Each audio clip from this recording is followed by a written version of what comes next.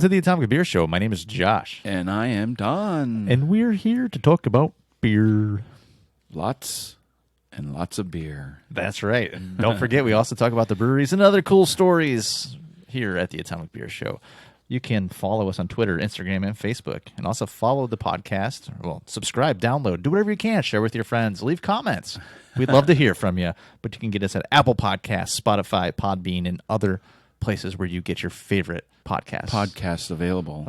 And where, That's Don, right. can you go find everything? www.atomicbeershow.com. That's right. And and the new thing I was going to bring up is if you leave a 5-star comment or a 5-star review with a comment, we're going to go ahead and just call you out on the show. We're going to give you a good shout out. Get a good shout out. So I'm looking to do that. So if we can get some people to let us know what you think about the show, hopefully it's good. If it's bad, whatever. We'll drink more beer. Yeah, we'll just drink lots of beer. That's right. Lots of good beer. That's right. Very good beer. So speaking of good beer, what are we drinking right now? We are starting off with, and I'm not sure, I had this conversation with you a couple days ago about Kona Brewing Company out of Hawaii. Yeah. It's going to kind of come into subject with what we're talking about later on. But is Kona Brewing Company a craft brewery? They're in a weird situation because a lot of the stuff, the keg stuff that they make in the brewery in Kona stays on the island. Oh, yeah. Everything that we get here, and how crazy this sounds, is even if you're buying the bottles in Hawaii, you're buying basically from Portland, or I think they have a brewery back east as well. Oh, wow. So they kind of did the whole water profile thing. Nice. To keep it going with how true they are to the craft and stuff there. So this is the island, and this is a limited edition, limited release, something that I was looking for and I couldn't find it not really locally, but I found it at one of my favorite places, California Heights Market, in Long Beach, California. Okay.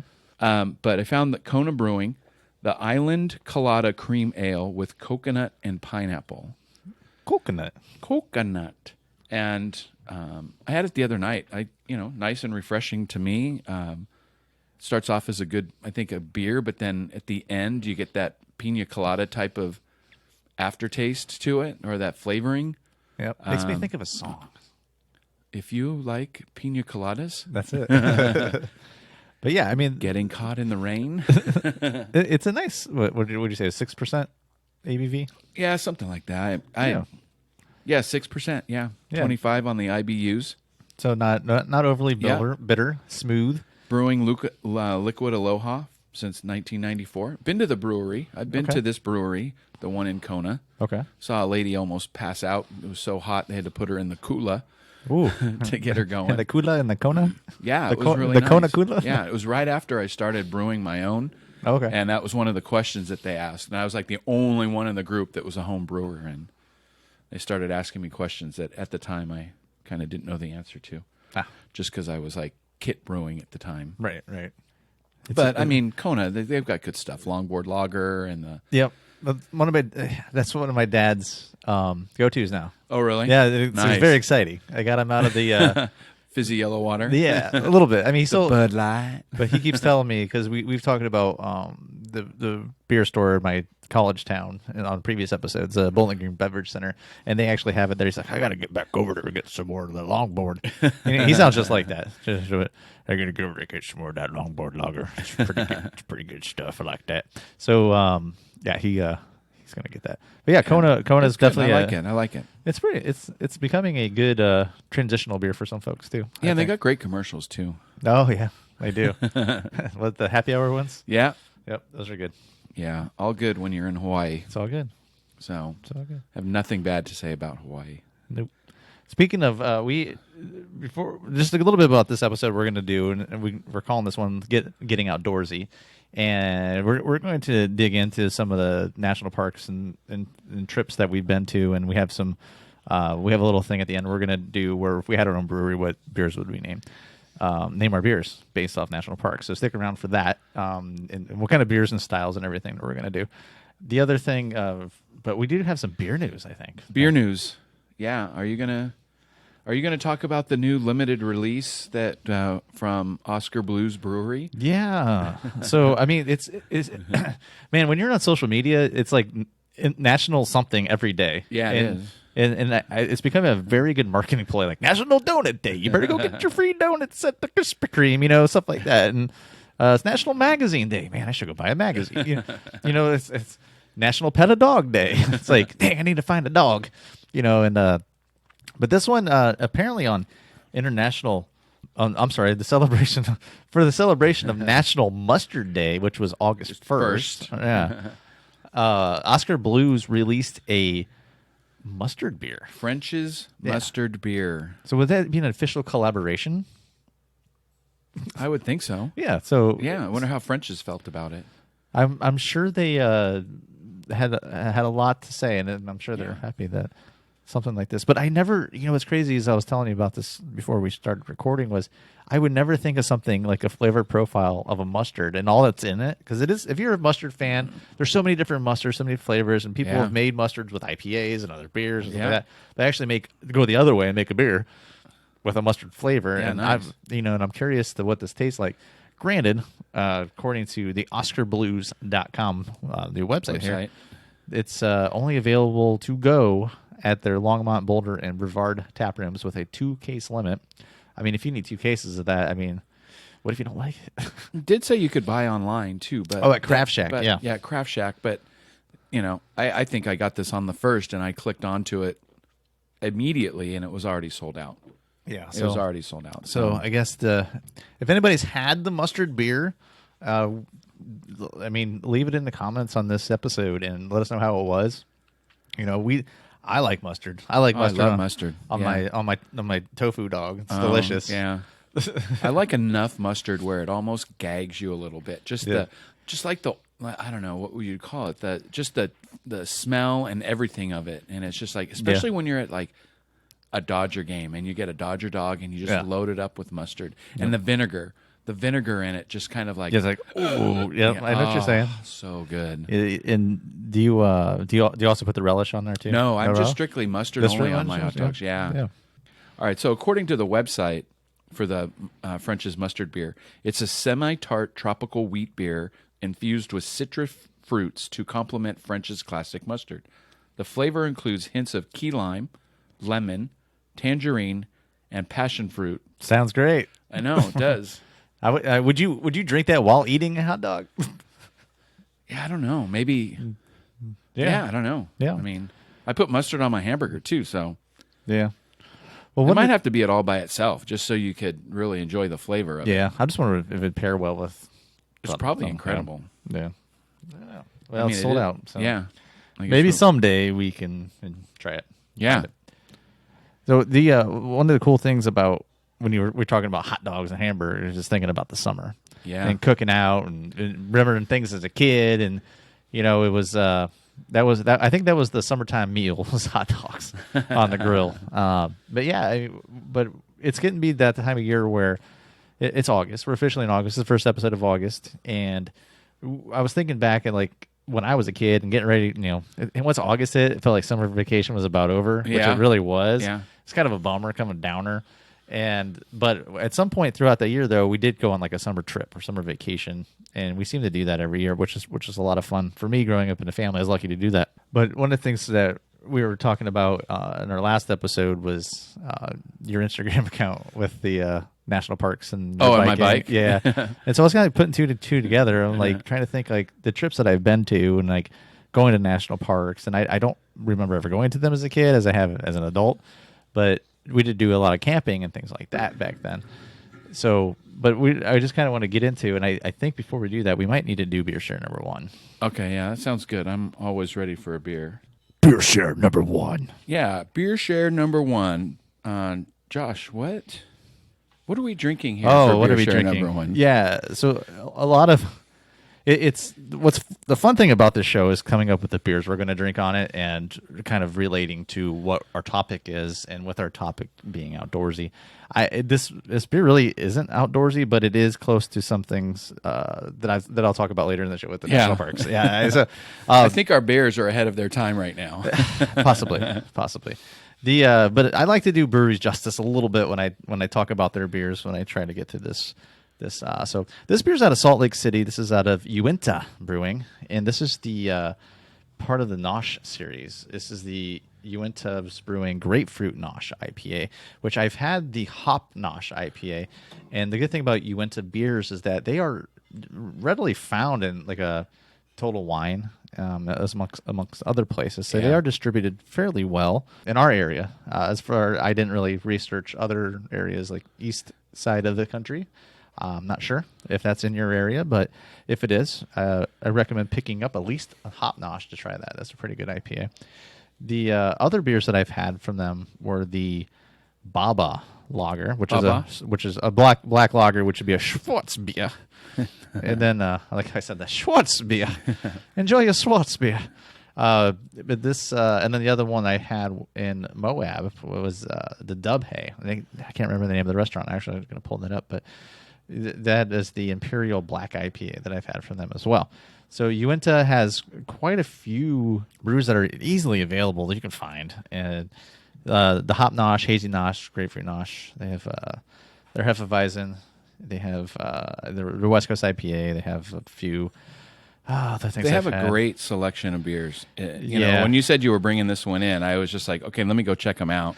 Yeah, And they have a lot of year-round beers. And they also have some great seasonal releases. seasonals, Like yeah. the Birthday Suit and the Summer Ale. Oh yeah, Birthday Suit. That's a good one. So- I've had that one too. Yeah, I mean, there's some definitely good things from this brewery. That they're out of, like I said, they're out of Salt Lake City. So this is a Utah brewery beer. Yeah, they're located at 1722 South Fremont Drive in Salt Lake City. Yep.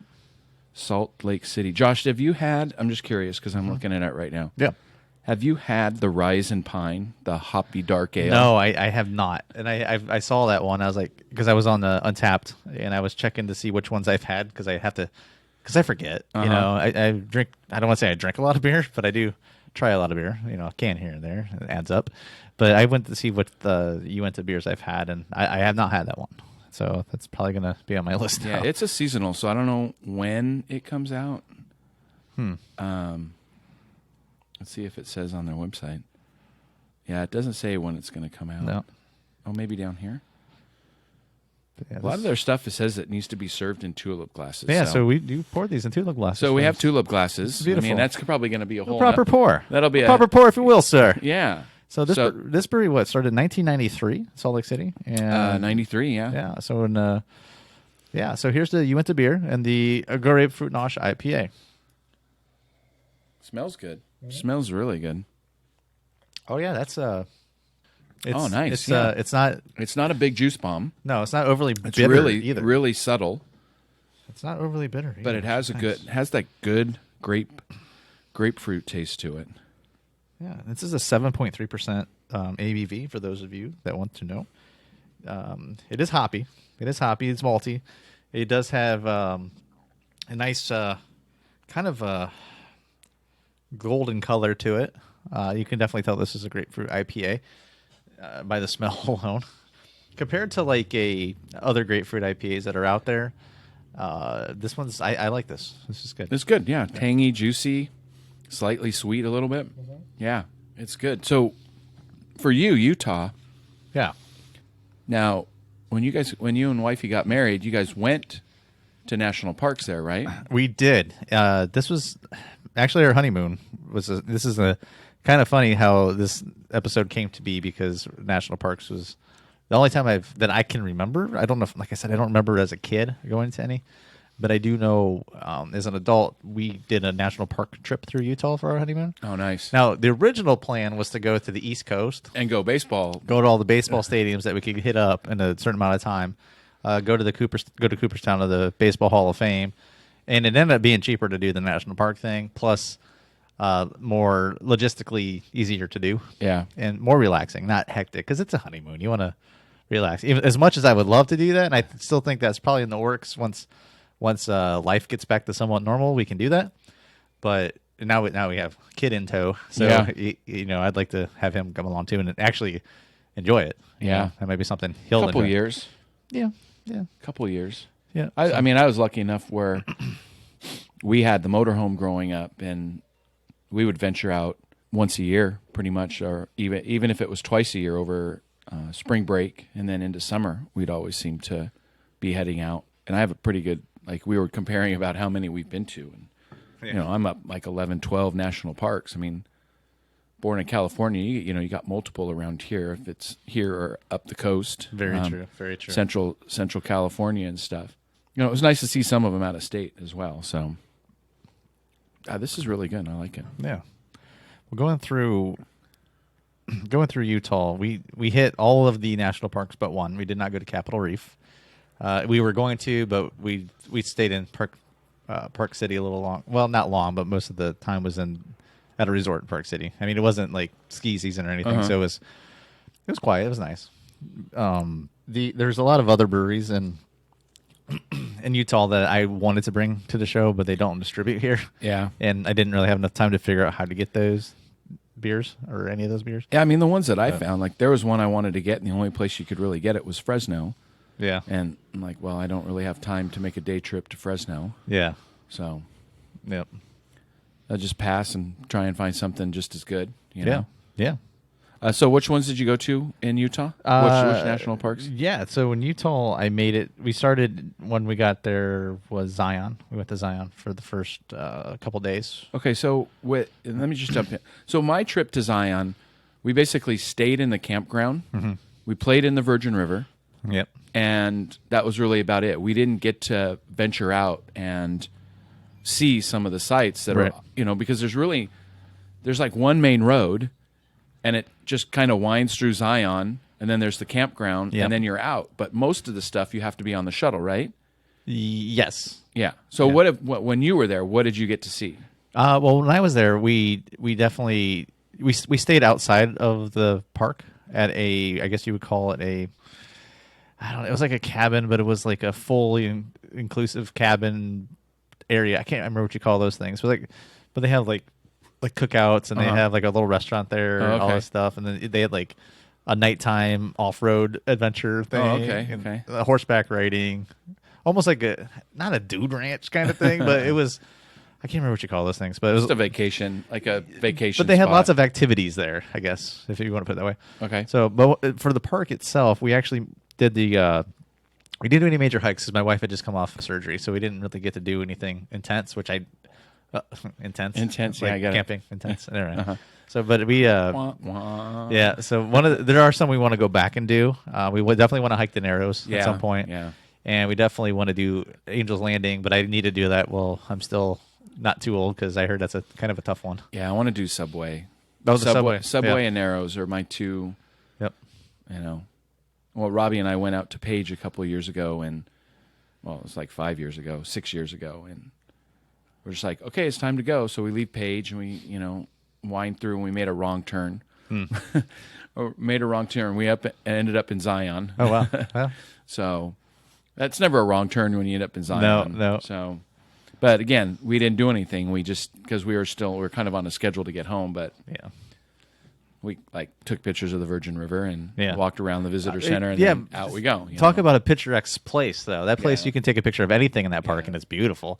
And we got on that bridge to take the pictures of the sunset, and it's like, I don't know, 10-point buck come walking by everybody, didn't have a care in the world, and everybody's just taking pictures of it. It was amazing, all the stuff there.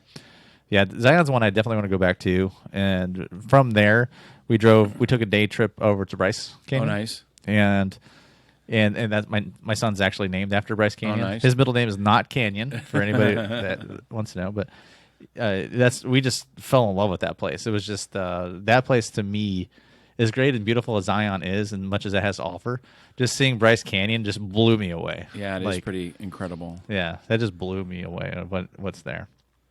And then we took a trip up to Moab. We went to Canyonlands. Saw Canyonlands, and then we didn't spend a lot of time there. We hiked the Mesa Arch hike, so we can see the Mesa Arch, which is it's a pretty popular picture people take. I'm sure it's been photographed millions and millions of times, and it's the same picture everywhere you look. But it's a beautiful sight. It's just like arch, big old canyon behind it. Don't get too close. Yeah. And then after that we went to Arches, which was I don't know if you ever, because I read a lot of outdoorsy books from like John Muir stuff and Edward Abbey and John Krakauer, stuff like that. Like Krakauer, kind of can't even say his name right. Must be the grapefruit nosh.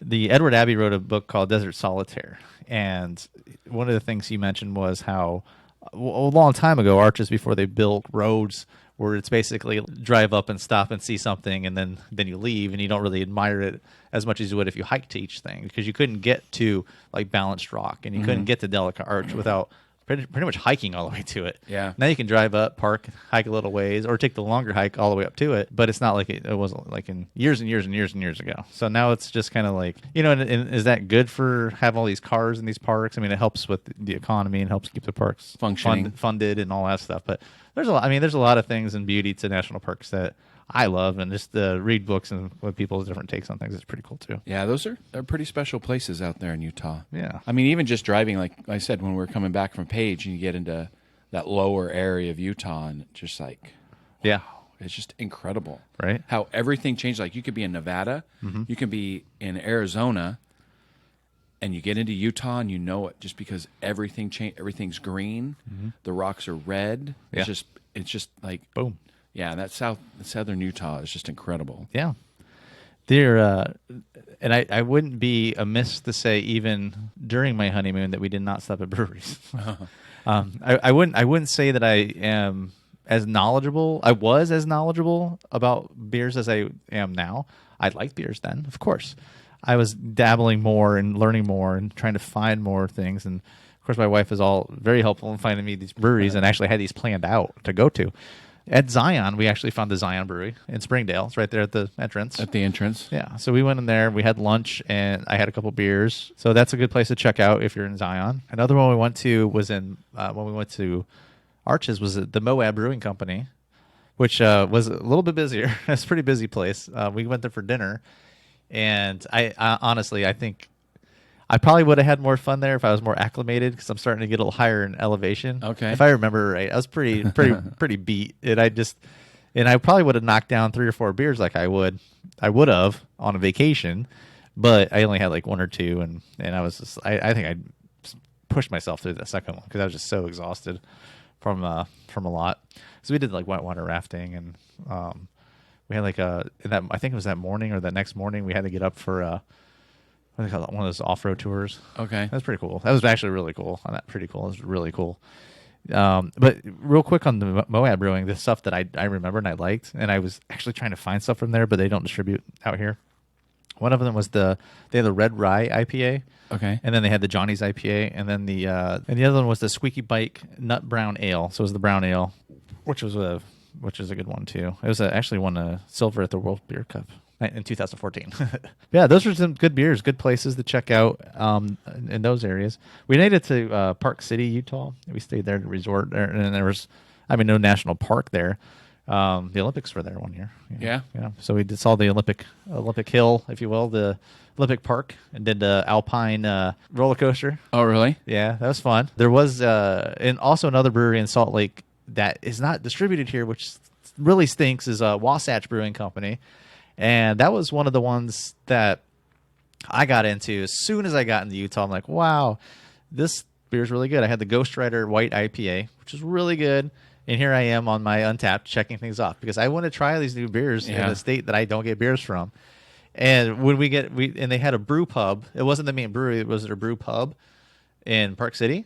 And so I finally found some of the stuff that I wanted. I'm like, oh, there's this. And so, I had a flight, had a couple of pints with our dinner. It was great. Park City's a beautiful town. Yeah, it is. Yeah, we found another bar later the next night, and that's a whole nother story where the shuttle bus hit the guy's truck in front of the bar. Oh, that's right. You're telling me about Yeah, because the resort was driving us everywhere. So that was something else. But Wasatch Brewing Company, and they had great artwork on their cans too. And I was just looking at their website today, and I was like, I think they rebranded everything. So you can actually find they had great beers like Polygamy Porter, which is a great name for a beer in Utah. Yeah, that's pretty special. Yep. They have the ones, man, the Ghost Rider IPA, they still have that, which is great. The Polygamy Porter was good. I tried that. Devastator was their double bock lager. Yep, we have a motorcycle going by right now, which is great. I'm not recording this. The Devastator double bock lager was really good too. They used to have a picture of a ram on it, which is kind of cool, but now it's just an orange can. So I mean, I'm still the beers. It's all about the beer, right? The polygamy porter's also on nitro, so you can. Oh, nice. Yeah. And then, but and I'd have to really look back at my Untapped and see what other ones they had. I don't even see that they have anymore. So, but yeah, I mean, those are good breweries to check out there while you're out there. Another one was Squatters, and the only other time I found Squatters was when I was in Vegas at the American. Oh, American. Yeah, I've been there. Yeah. I've had a couple cans there. That's right. I mean, they have a great selection there. It's not. They do. I mean, I They do. don't hate on it, but it's. I was really surprised that it lasted, just because, like, you go into American and you're just like, and it's on the link, so it's in that new area that they just put together where the giant Ferris wheels and stuff, and you're just like, oh yeah, this place is gonna last, kind of sarcastically, but it did, and that's what's so great. Yeah. I think I had like a 18% Firestone there because I'm like, oh, they're there for a bachelor party, and I didn't even look at the beers that night. I just went down and found the highest APV, and like, okay, geez. I'm gonna have that one. It is crazy because all they have are cans. They don't have any. They don't sell like your basic stuff that people buy, right? Your Bud Lights, things like that. But it was packed in there. There was a good amount of people in there. They didn't have restrooms in there. You had to walk all the way across the way, down the other way to find a restroom, and it's still there. Every year we go, it's still there, and I love it because I don't know why it's so hard to find good craft beer in Las Vegas. And I may have talked about that at one point, but once I found that, I was like, okay, I'm going to be here for a few. Yeah, it's a good place. I mean, yeah. And they're still open. That's the great thing. And, I mean, and the turnover rate of places in Vegas, and then with, breweries and stuff, it's, sometimes it can be rather quick. So right. For American to be doing what they're doing, that's awesome. And the last thing I want to talk about Utah, and this throws us off a beer subject a little bit, but we actually went to a tour of a distillery. Oh, that's right. I remember. So, but one of the things that the only reason I bring this up is because I think there's a majority of beer drinkers out there, craft beer drinkers, that do dabble in whiskey and bourbon whiskey. Okay, I highly believe that that's the next step. That really is the next step. I mean, and I guess I don't want to say alcoholism, but if craft beer is a hobby, I think the craft whiskey scene and also creating whiskey and bourbons and things like that and learning about this stuff, since there's so many craft beers, I think that's the next thing that's going to be bigger craft. I think you're going to be looking for these craft things. But we did make it to High West Distillery, and we did the tour. We tried, we did the samples. Amazing. I think we ended up spending $200 on just bottles to bring home. Souvenirs, if you will. We brought you back one, I think. Yes, you did. Yes, we did. Okay. I'm still working on it because I dabble in the whiskey, but I don't do it very often. So, what was great about that, and how every bottle is handmade, and they buy it from a native tribe in the area. They buy those to bottle their whiskeys. And actually, when we were there, they were bottling the Midsummer Night's Dram, which I still have not got my hands on because I think it goes for like $200 a bottle. Oh wow! And we probably would have bought it when we were there because we I don't know, we got the Yippee Ki-Yay, which we still haven't opened yet when we bought it from there. But the Rendezvous Rye, Double Rye, American Prairie, those are things you can buy at like your neighborhood Kroger, Ralph's, grocery stores, things like that. So if you're in for the whiskey, try High West. And also they had a collaboration with Ballast Point, but I think it's time for beer share number 2. All right, so beer share number 2. We already hit the Big Island, so now we're going to go a little north. One of my favorite places to go is Hawaii. I've been multiple times with the wife, with the family, with friends, and it's just a great place. So we usually stay in Maui. So we're going to go to Hawaii's largest craft brewery, crafted with passion and fiercely local. This is Maui Brewing Company. We're going to be drinking the Pineapple Moana. It's a wheat beer, and it is 5.5 APV. Maui Gold Pineapple gives sweet aroma to the smooth-bodied tropical brew. Been to one of their restaurants. They have 2 restaurants on Maui and 2 in Oahu. So they have Lahaina and Kihei in Maui, and then Waikiki and Kailua in Oahu. Their main tap room is in Maui at 605 Lipoa Avenue, and they have brewery tours. So, nice. yeah, it's a pretty cool place, pretty cool little spot. I noticed on their website, and this is something I'm going to try and look for, is they're offering island sodas now. Oh. So they're doing root beer, cola, ginger beer, which, the wife loves to do her Moscow Mules, so I'll probably have to give her some ginger beer. Yeah. And then tonic water. Interesting. Let's pour this bad boy. It's a wheat beer with some pineapple. Pineapple mana. We know if Britt Costello's listening, she's going to be the, all over this because pineapple? she loves the pineapple. Oh, man, yeah. Pretty pineapple-y. Let me put this can Have you down. had this one yet? I have not had this okay. one. Cool. I love it when we try beers we haven't had. This is new to me. Me too. Me too. I've had their Bikini Blonde Okay. multiple times and a couple other ones. I'd have to look at Untappd to see which ones I've hit up. So, all right. Oh man, it's good. Nice and light, right? Oh yeah, this is a very good summer beer. This is a very good. Yeah, I like it a lot. Like hot day. Like I don't cook out that much, but that would be a good one. Yeah. Even like hammock. I feel like I'm laying in a hammock on a beach In Hawaii. in Hawaii. Yeah, I've never been to Hawaii. The most Hawaiian I get is my Hawaiian shirts. So I'm sure if you watch the YouTube videos, I've probably worn. Hawaii is just one of those places where it depends on what island you're at. We spent some time in Kona, on the Big Island. Been to Volcano National Park, and sometimes on the Big Island, you just kind of go to bed about 8 o'clock. Yeah. You get to Maui, and you're pushing it a little bit more. So, from the islands that I've been on, they're also different. Volcano National Park was kind of cool. The very first time I went was probably, I think 2004 we went. We're checking out things. We're going up to the top of the, I think it was Mauna Kea. I don't remember which crater we went to or what top of the volcano we went to, but we did go for this nice little hike, and the road just ends, and it's this lava flow that has taken over the street. So you just park on the road and you start walking, and it's it's Hawaii, so it's a little, it's warm. It's 83. It's got the humidity.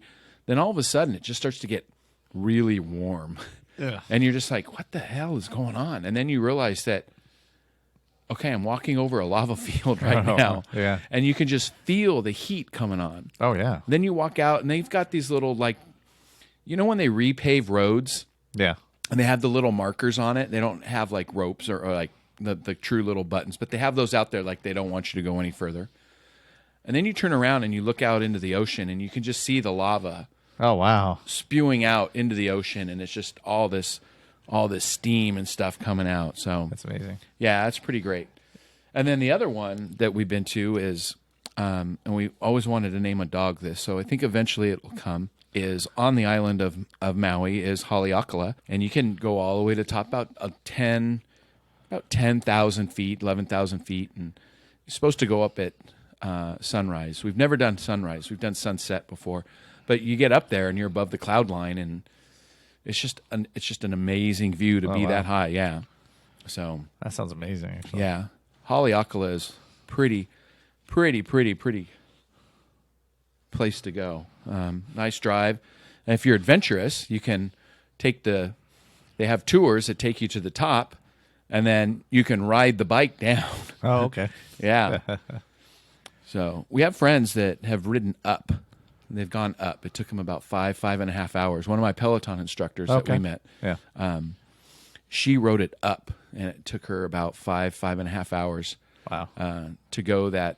I think it's 17 miles, but you're like going up 10,000 feet. Just crazy, So crazy. I mean, climb. because it's already above sea level. So where do you start at? You already got like 3,000 feet? No. They like the road starts at sea level. Oh, okay. Pretty much everything, is at sea level, and then it's up to 10,000 feet. It's crazy. Oh goodness. All right. Crazy climb. I would not be able to breathe. I mean, that's just unfortunate. Yeah, I start at 5,000 feet. I start having issues. Well, that's no good. Yeah, it sucks. So Maui Brewing Company, you guys knock a home run with the pineapple. Yeah. Always good, but you can't go wrong with I would even Hawaii Gold, Maui Gold pineapple. people that like are big on lagers. I would even in wheat beers because this is a wheat beer. I would really push this on them. Here, try this one. Yeah, it's really good, and it's got the drink independent on the side. So I don't know if the Kona one did or not. I don't think the Kona does because they're probably they don't show the drink independent on the Kona can.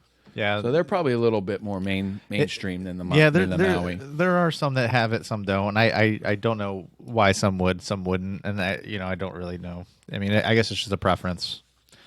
There's other beers I know that are independent that don't do it either. So, and some boast it, some don't. Yeah. I was like, I don't know.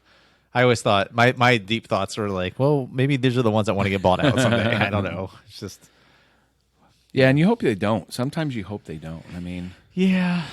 Yeah, I'm not gonna. I think with everything that Ballast Point, you brought up Ballast Point earlier. Yeah. Everything that they've been through, they've seemed kind of to keep it true to what they started with. Yeah, They did a pretty good job. yeah, A lot of them just, I don't know. yeah. I mean, because I remember the first time I've had like Sculpin IPA, and I just thought it was amazing. But I've had so many great IPA since then. It's it's okay now. But I still wouldn't knock it. I'd still drink it. Even when it was when they kind of, I guess, not independent anymore, an independent brewer. But yeah, I mean, it's that's a whole episode of like talking about that kind of topic. Yeah. So it's but back to as long as it's good, you got to drink good beer. that's right. And that Kona was pretty good. somehow I think we're gonna be making a T-shirt that says that sometime. Yeah. That'd be awesome. Yeah. So if anybody wants us to make that shirt, just leave that 5-star comment. yeah, Or sorry, I can say 5-star comment, 5-star review, and then leave a comment and say you'd love us to make T-shirts, and maybe we'll do that. yeah. Yeah. So what other national parks have you been to? Because I know Okay, so you went to 11. So let's Actually, I think it went up to 12 the other night, and I forget which one. wait. Did you go somewhere last night? No. It was just I forget which one that my wife and I were talking about. That I needed to add to my list, but I'm just going to keep it at the 11. So, like you, I've been to Zion, I've been to Bryce. Okay. Grand Canyon. Okay. And again, when we're younger, you don't get out to go exploring. It was just like the whole Clark Griswold trip to yep. That's the Grand Canyon. Yep. Done South Rim and done the North Rim. South Rim, I think, way better. Yeah. But one of the things on my bucket list is I want to do the whitewater rafting through the Grand Canyon. Oh, And that's like a couple days, maybe 4 or 5 days. You're in the raft, you camp down there, everything. The other thing I want to do is Havasu Falls, which is on the Indian reservation. It's just this beautiful, beautiful waterfall in the northern section or the eastern section of the South Rim. But that's on the Indian reservation, so you have to make it's just not something you just drive up and walk down to. Because I think it's an 8-mile hike down. Oh wow! Which means it's an 8-mile hike up. True. At the end, so yeah, it's a little tough. Death Valley multiple times. Okay. I remember going there. That's probably the one that we did the most exploring at. Death Valley has Badwater, which is the lowest elevation in the United States at about 250-ish below sea level. It's just this gigantic salt bed. Did Scotty's Castle. We've done the Borax train that's there. Did some camping.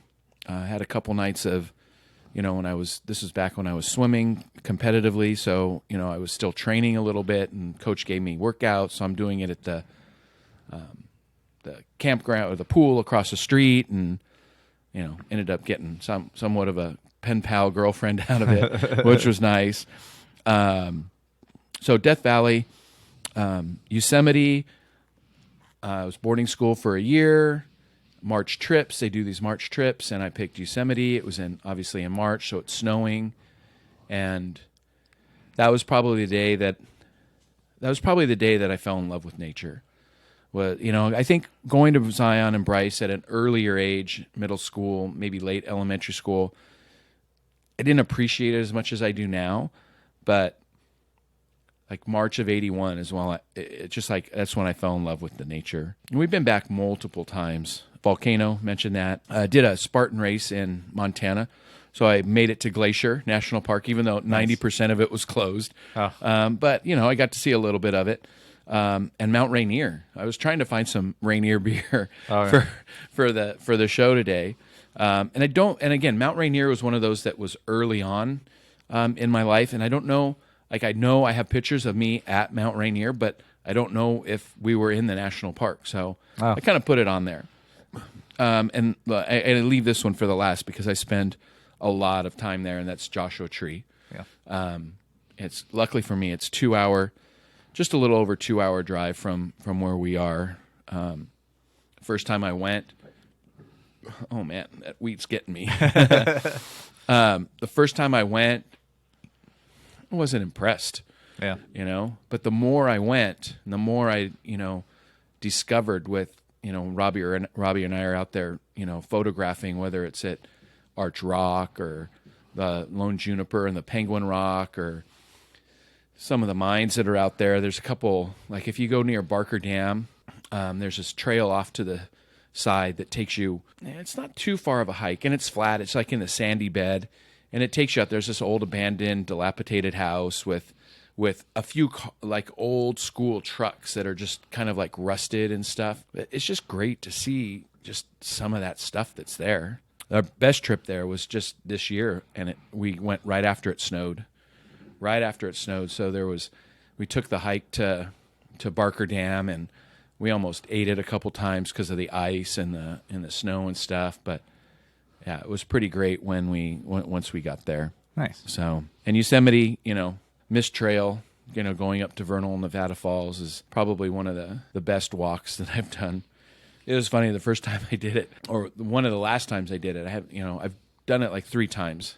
Once in high school when we did the hike to Half Dome, and then years and years later, I'm a little bit out of shape. I put on some weight, and it's a little bit of a strenuous hike. And all I can see is all these people that are heavier than me and more out of shape than me. And I'm like, oh, I got this. I can make it. So the wife and I made it to the bridge, and then we're going to keep going. And then you get onto the Mist Trail. And then when you're climbing the ladder, there's not a ladder, but a stairway that just runs right along the cliff going up to the top of Vernal Falls. It's basically about good enough for about 1.5 person. Oh. So it's pretty narrow, but you're just drenched wet just because of all the mist that the Vernal Falls is making. And the great thing is it's right by the John Muir Trail. Yeah.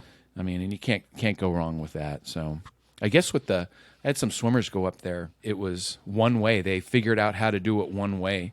So you go up one way and then come back a different way for the social distancing. So, yeah. Crazy times in Yosemite. Yeah, I had high school buddies get arrested there trying to steal alcohol one time out of the market. And it's funny, every time I go to that market, I can see everybody watching them, Yeah. We're standing in line to buy food, and it was a school trip, so we're there with teachers, not with our parents. Yeah, it was pretty great. I love that. I love Yosemite. Yeah, definitely one I need to get to. It's really bad. I'm really bad because I haven't even been to Joshua Tree yet. It's so close. I have been to. I just haven't been into the park. I've been to the visitor center. Oh, okay. Yeah, that's about it. Yeah, Joshua Tree is pretty crazy. I mean, it's just like being on a different planet. It's crazy. So now that we've shared all the national parks we've been to, what we're going to get into is we're going to discuss if we were to open a brewery and I guess it was a national park themed brewery. And based on the parks that we've been to, now you've been to a lot, so you got to narrow it down a little bit. Mine's not too hard. I have 4. So maybe 5. I did do 5. I did 2 out of 1 park. Okay. Just so we can keep it. Because I think any brewery should open with a good solid 5 beers. Yeah, I did 6. Okay, perfect. I did 6, and I left the one. I knew which ones you'd been to, so I left those off intentionally, so we weren't duplicating or anything. So, but we're gonna name the beers and give you the style and give you a little background of what we would have at our brewery. So, but before we do that, we're gonna do beer share number 3. Beer share number 3. All right, since this is like an outdoorsy theme, and this is a beer from a brewery, I don't even know. I don't think we may have discussed, but we have not had on here yet. And this is, I feel, for where we live, is almost a staple in the craft beer scene, and that is Alpine Beer Company. Now, they are the producers of one of my top 5 favorite IPAs of all time, and that is the Duet. I know have you had the Duet? I think so. Okay. So but I did not bring the Duet today because I wanted to do something that's, I think, it's a little bit higher rated on the Untapped, and it is based on Nelson hops. And this is Nelson is a hop out of New Zealand, named after a gentleman. And Steven, right? Yeah. Okay. Yeah, his name is Steve Nelson. Nelson Sauvin hops, and they are from New Zealand. It's a 7% alcohol by content. It's got a 40 IBU. It isn't year round now. I think they released this just last year. So this is not an extremely newer one, but it is yet another. Well, have we had an IPA yet today? We had just the grapefruit one, right? No, we haven't. We had the grapefruit. Oh, the grapefruit. Yeah, the Nosh. All right, so this one is it's all Nelson hops, and it's out of Alpine, which is out of Alpine, California, which is going to be down San Diego-ish area. I think it's like an hour and a half to the northeast-ish.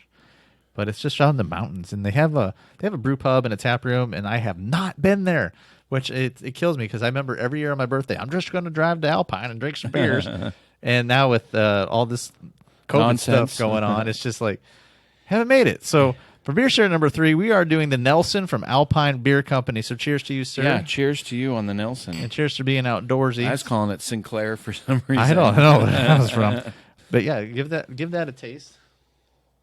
Yeah, it's got the good IPA smell. Yep, and I this is not a bitter taste at all. I don't think it is. Oh, nice. Yeah. Yeah. So they have the Duet, Windows Up, which is another one of their IPAs. Happy Birthday, which is a pale ale. Truck Trail, HFS. I think I pretty much have all their beers that are in rotation.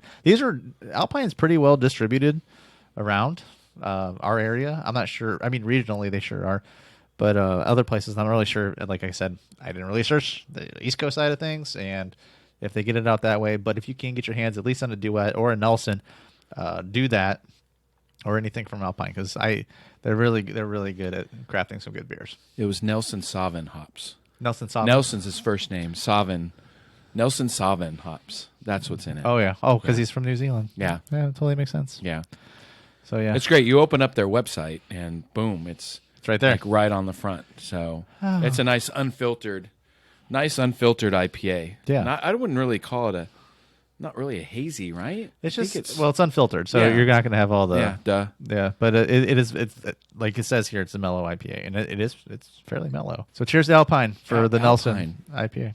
Yeah. So let's Pretty tasty. Let's get into our. If we were to open a brewery, what would you name your beers? My beers. Well, first of all, I would name my brewery NP 1872. National Parks 1872.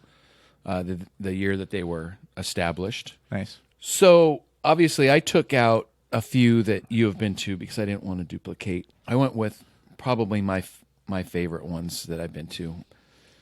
And I'm going to start with my lowest APV, and Joshua Tree being my number one. I wanted to do something special. So one of my favorite places to photograph it's in, I can't remember which campground it is, and this is one I was going to tell you when you said you were going to go out there, the Lone Juniper.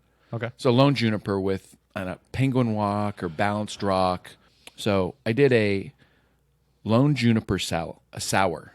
I started with a sour, a tart and piney kettle sour ale, brewed with juniper berries. So that was like my first one that I wanted to do. I just felt that did justice for how different Joshua Tree is and how different the sour beers are. So that's why I went that way. Second one would be Yosemite themed. And I talked about it just a few minutes ago, how great the Mist Trail hike is. So I did a Mist Trail lager with Cascade. That sounds really like that. That's what I love about some of these things and how well and it just sounds like that's a perfect match. Mist Trail lager, and it'd be about 5.2. Okay. And I'd like to get the water profile from like the bottom of the falls, so you could kind of match it with with what is Nice. going on there. Heck yeah. Yeah. Nice. So that was number 2. Number 3. Now I'm breaking into Glacier. One of the hardest things I ever did was, and it was, God, 4 years ago. 4 years ago, I think. 17. So 3 years ago. Talked about Spartan races. I was doing a lot of Spartan races. I don't want to say all over the country, but basically from about Montana down to Dallas area. Do you still do those? Or I haven't done them, but they're doing virtual ones right now. I So said I'm all thinking those. I've got a lot of I those, think yeah. I might dabble in the virtual one maybe next weekend. collect a lot of medals? Yeah, just see if I can pull it off. But I did my first beast, which is about 13 miles outside of Big Fork, Montana. I flew into Kalispell, rented a car, went by myself, which was like the first time that I had a training partner for a while. Her annual pass ran out, so this was like the first one that I did on my own. 13 miles is tons of elevation. I forget what my TomTom said at the end. I remember crossing a river, got my foot stuck like in a little bit of a bog, and my leg cramped up. So I started in on the French's mustard packs just to kind of get some salt in me and stuff. But I remember I failed one of the last obstacles, and I was just so exhausted. Somebody helped me do my penalty burpees, and then crossed the finish line and immediately called the wife. I got to my phone, got to my bag, called the wife, and I just broke down because it was probably one of the hardest things that I had ever accomplished in my life. So I had to do something. I went and saw Glacier National Park there, and again, it was partially closed because it was May. It hadn't opened up yet, and so I did. There's a lake up there called waterfalls up there called Running Eagle. So I did a Running Eagle milk stout because you know how I am about milk stouts. Oh yeah, for sure. I love me a milk stout.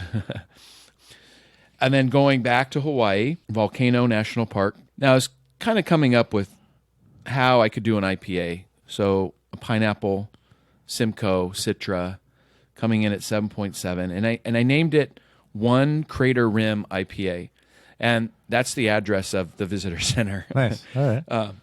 So that was kind of cool. So how many have I done? That's 4, right? Yeah. So my last one, and how odd is it for me to be doing IPAs? If you want a successful brewery, That's true. You have to bow to the IPA That's if you right. want a successful brewery. I did an Imperial IPA called Badwater Imperial IPA. Comes in at I wanted it to be about 11%, and I was going to use some sea salt in there to deal with the bad water part. And then looking for hops, and this is the only one that I really investigated hops, was, have you ever had anything with Apollo hops? Apollo.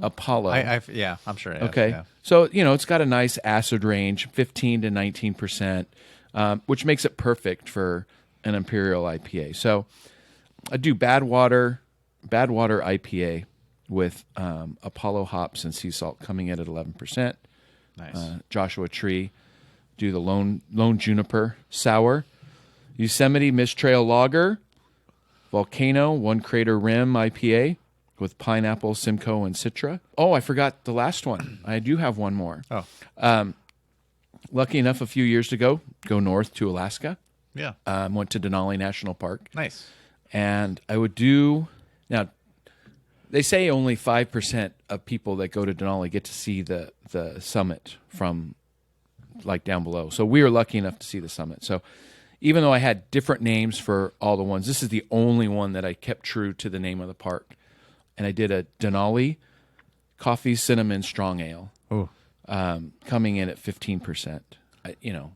After last episode... Served in a tulip glass. Yeah, exactly. It could be barrel aged. Yeah. But, after last episode with Sadie, with vanilla, I just love, strong ale is like right there. So Denali Coffee Cinnamon Ale, 15%. And then the Running Eagle Milk Stout at 6%. Kind of cake us on the West Coast a little bit. Nice. So what about you? What do you got? Yeah. So, some of mine had stories along with them too, but not not all of them. I mean, these are just really cool names. If I were to open a brewery, Well, we do have cool stories in the Atomic Beer Show headline. That's right. That is true. We should have cool stories. Yes. So my brewery would be called Ranger Station Brewing. Oh, I think that's well known. That Yes. yeah, that's if I ever open a brewery, that's what it would be called, and it'd be very much national park themed. And so I may have already had a few of these already written down for over the last 2 years. beautiful. But yeah, so my first one out of Bryce Canyon National Park would be the Hoodoo Pale Ale. Oh, So nice. the hoodoos are all the rock formations that are formed over time that are inside the canyon there, and they're just, to me, they're just one of the coolest things to look at. Why a pale ale? Why I not? don't know. Why not? Why not? So I expect it to be like a 6.76 to a 7% ABV pale ale with a light crisp malt and primarily just Cascade hops. A lot of these things I think would make a nice label. A hoodoo. I think there might be a brewery out there, because when I was doing my research, I think one already has a hoodoo beer. I'm not sure what kind it is, but hoodoo pale ale. Another one I would do out of Zion National Park would be the Narrows IPA. I would definitely Nice. do a nice, crisp, almost West Coast style IPA, and name it for the Narrows. It would be around 7%, with specifically using 2-row malt, probably. I put probably, but I would definitely use Centennial hops, Simcoe, Amarillo, and Cascade in that. Oh, right on. I just to get a nice, just really clear, crisp, mildly piney, mildly citrusy, but I just want you to like a good solid IPA that you can count on, and also I want it to be adventurous, just like the Narrows would be, Yeah. because when you hike that, you're basically hiking in water. Yep. So the next one I have two, because I just to round it out to 5 for my brewery. Two of these are going to be out of Arches. Now there's a lot of cool things at Arches, like Delicate Arch, which is a classic, very classic, well-known, picturesque site at Arches. So and there's arches everywhere, all over the place, all the windows, and there's the Wall Street and the Patriarchs and all this stuff. But two of the things that I actually didn't get to do when I was there was take big hikes through. One was Fiery Furnace, and I would make a Fiery Furnace red ale. Oh, nice. Probably. That's again. That sounds like one of those that should already be made. Yeah, right? Yeah. Yeah, so I really need to go into depth on what I would make with that, but I just know it's going to be a basic red ale because I think that'd be nice on the menu. Another one I would do, which I think is one of, besides Delicate Arch, is another well-known, because this is a great park when it comes to well-known sites. Right. One is Balanced Rock, and I would make an Imperial Stout from Balanced Rock, named after Balanced Rock, I should say. But the Balanced Rock, just because of it does stand 128 feet, and it's kind of crazy how this gigantic rock is formed on top of a smaller tower-ish rock. Just walking through there, and I was remembering walking through that. I remember seeing ravens flying around there too, and Oh, wow. and there's a storm coming in and all this stuff. But it'd just be great to have like a. It'd be great to just name an Imperial Stout after that. 8 to awesome. 10, or 10 to, what did I say?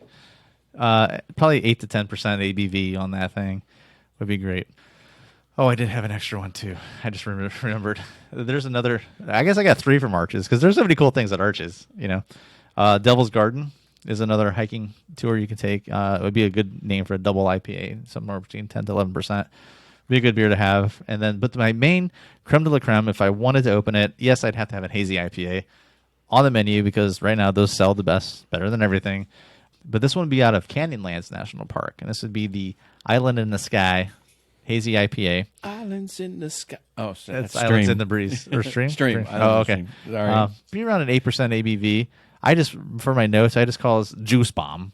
Citra, Galaxy, Simcoe, and Strata as my hops. Got to have the juice bomb. Yep. And I just think that the Island in the Sky, there's just the point where you're standing looking over the gigantic canyon of Canyonlands, and you see the tip of one of the like rock formations down there, and a cloud cover over it. You just see a little peak pops up, and that's the Island in the Sky.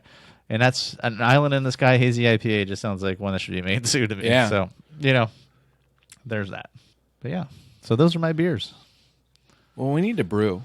Yeah, it's like I know. I want to brew. thinking about this. We got to probably brew make something, these, right? We'll keep these notes. Let's keep these notes, and let's make it a goal that sometime during the winter, when the house cools down and we can ferment properly, that we'll bust one of these out, and maybe that'll be our like November beer or something. Yeah, maybe one or two. Maybe the lagers might be hard just because. Yeah, you gotta, Yeah, you know what you need to do with the lagers. Yeah.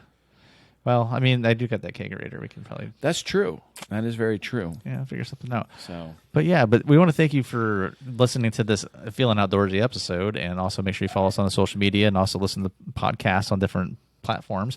Please like, subscribe. One of the best things you can do, and we thank you so much for listening. But one of the best things you can do, and just like and share, comment, anything.